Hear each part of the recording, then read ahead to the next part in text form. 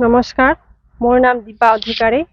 মই এইবুলি নিৰ্বাচনত ১ নং বহলপুৰ গাঁও পঞ্চায়তৰ অন্তৰ্গত ৮ নং টটপাৰা ৱাৰ্ডৰ সদস্য পদৰ প্ৰাৰ্থী হিচাপে নিৰ্বাচনত অৱতীৰ্ণ হৈছোঁ। আৰু মই আশা ৰাখিছোঁ সমূহ ৰাইজে মোক টেবুলৰ ছবিত ভোট দি বিপুল ভোটত জয়যুক্ত কৰিব।